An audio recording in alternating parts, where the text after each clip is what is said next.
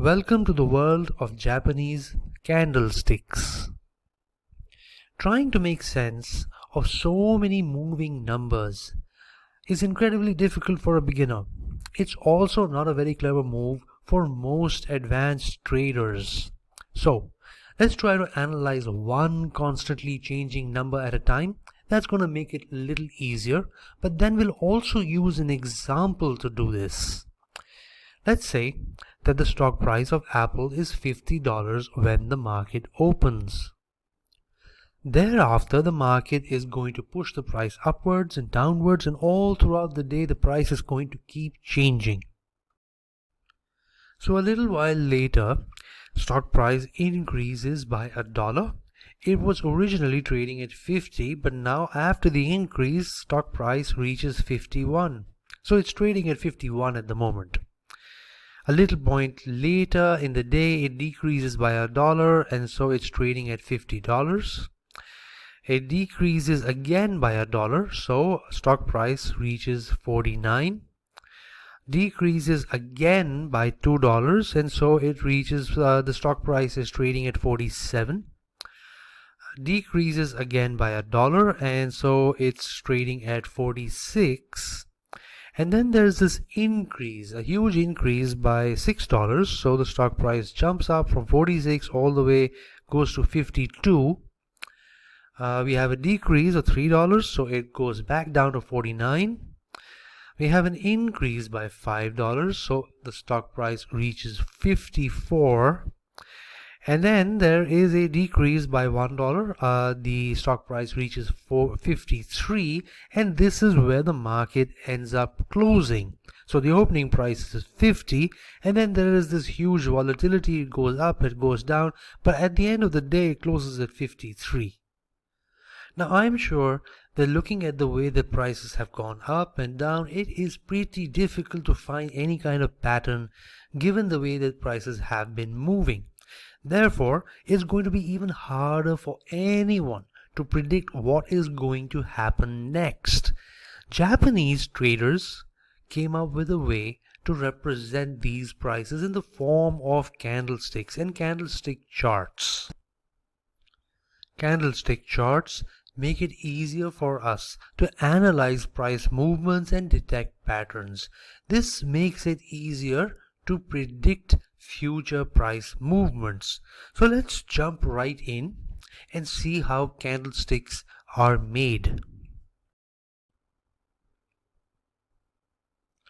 The letter O stands for open, and it refers to the opening price for any specific time period. The letter H stands for high and refers to the highest possible price that any kind of commodity or stock reaches during that time period. The L stands for the lowest possible price during that time period, and the C stands for the closing price for a specific time period. Now I'm going to refer to this as the OHLC in the future instead of saying open, high, low and close.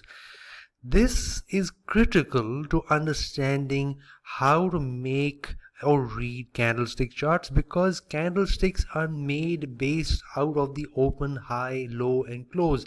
All candlesticks must have an open, high, low and close, which is basically in the OHLC. So let's jump back into our example and try to figure out the OHLC values, after which we will be able to make a candlestick for the specific time period of our example. So the stock price of Apple computers is $50 when the market opens. This directly means that O equals $50. Now price can go up, it can go down. Since the market opened at $50, O is always going to be fixed at $50. So after the market is open, there are going to be a number of fluctuations in prices.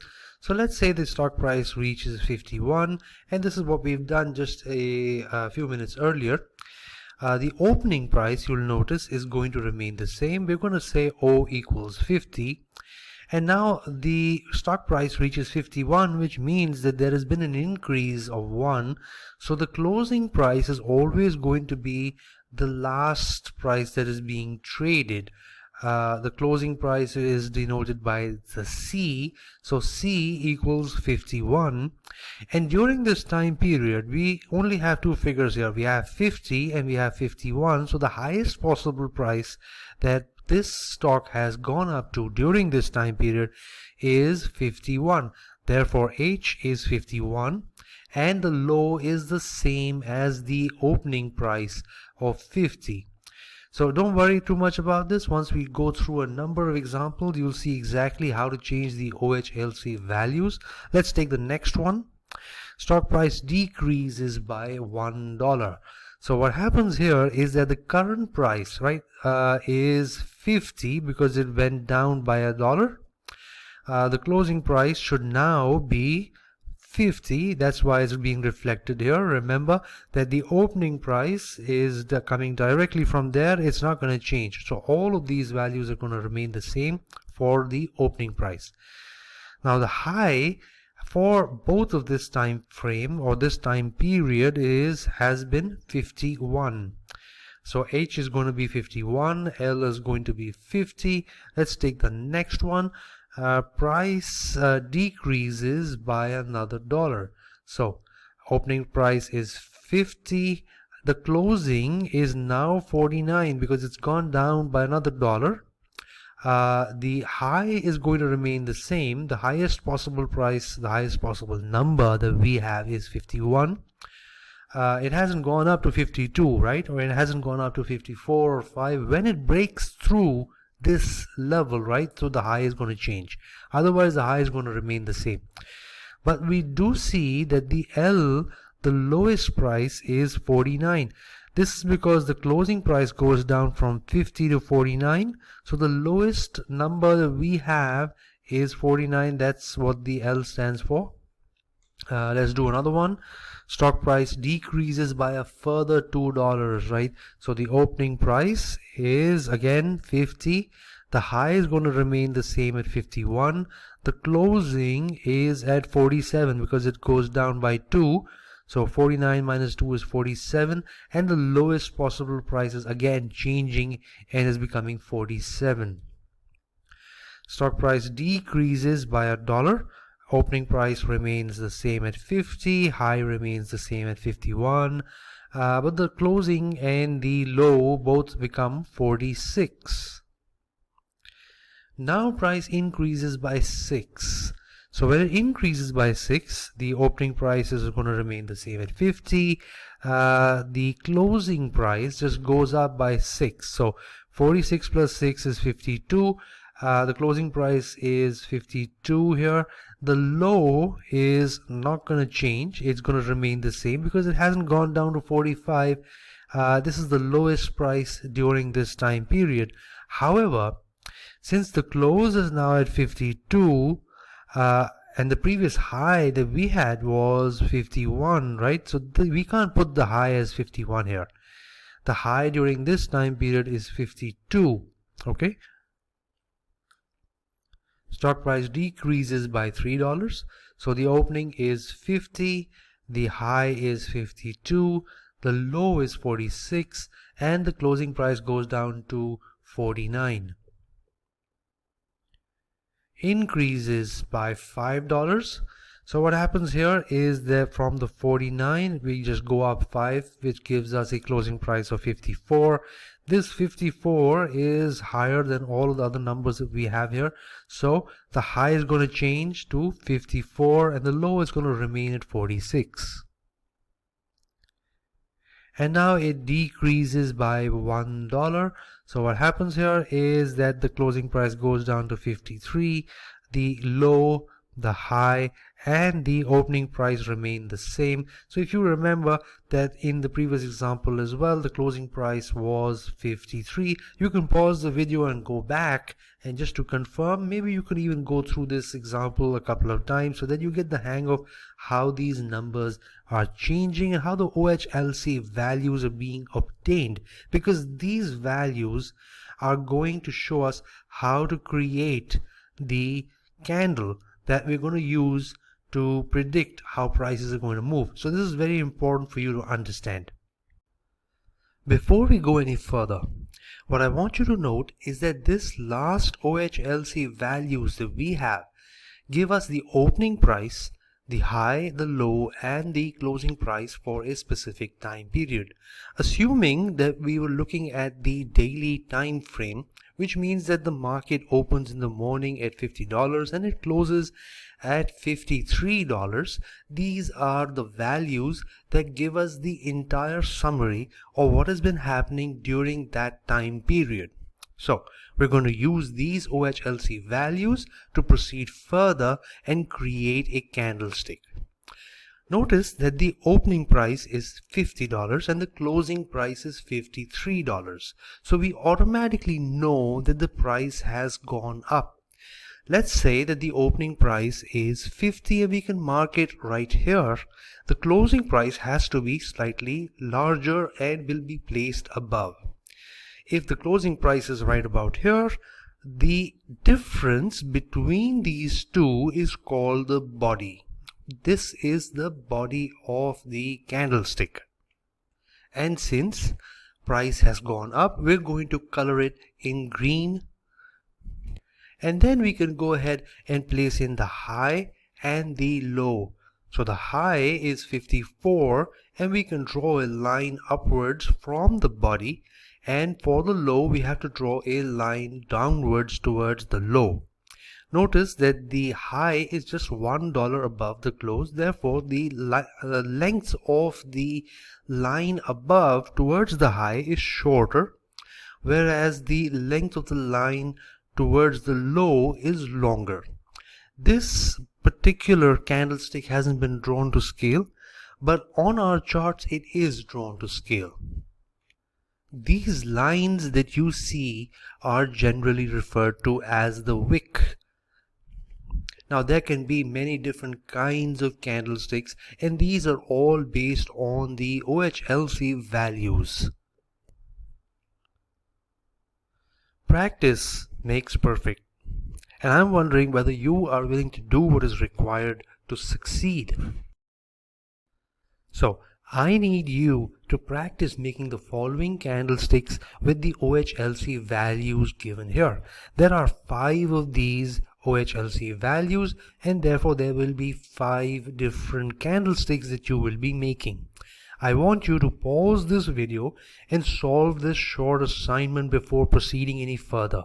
When we proceed, I'm going to solve all 5 of these, and if you've done them in advance, you will see where you made those mistakes, and this will help you correct your mistakes and be better at understanding candlesticks. Now while you're at it, also please subscribe to my channel so that you can be updated every time I put up a new video.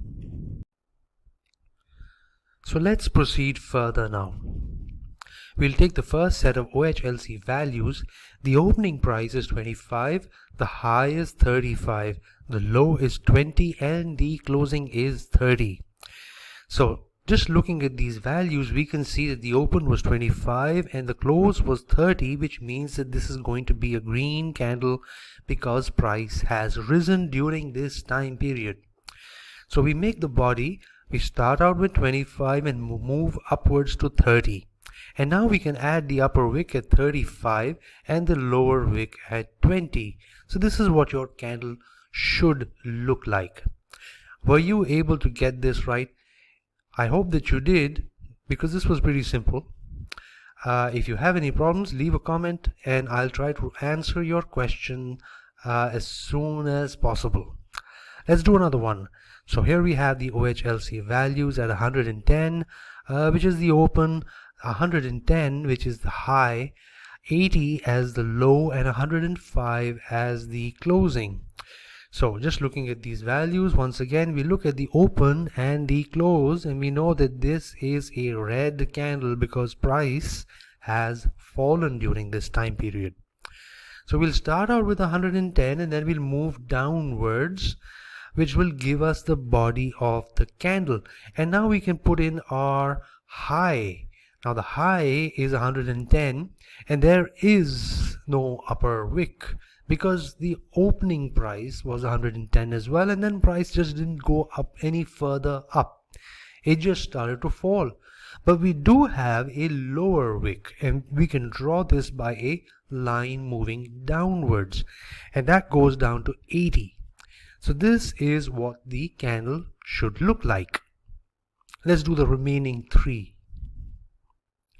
The OHLC values are 15, 20, 15 and 18. It's a green candle. Price has risen. We'll start from the 15 and move it up to all the way to 18, and then we have the upper wick at 20. But do we have a lower wick? There is no lower wick. That's because the opening price was 15 and the low was also 15. The next one, OHLC values are 7, 10, 2 and 7. So is this going to be a green candle or a red candle? Well, price remained the same during this time period. It opened at 7 and it closed at 7. So we're just going to draw a straight line because it started at the same price as it ended, right? However, we do have an upper wick. It goes up to 10 and then it goes down to 2. So it looks something like a cross, but it doesn't have a body. This kind of a candlestick is called a doji candlestick. Now, doji candlesticks do not have a body. Now let's attempt the last one. The OHLC values are 40, 40, 20 and 20. So right off the start we know that this is a red candle because price has fallen. We'll start with 40 and we'll move all the way down to 20. But are there any upper wicks or lower wicks here? The high and the low are 40 and 20. So I guess we're missing some wicks here, right? This is a proper candle, right?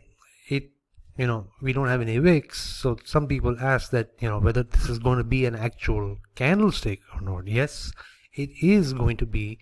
And this kind of a candlestick is called a Marbuzu candlestick. We'll study more about these a little later on.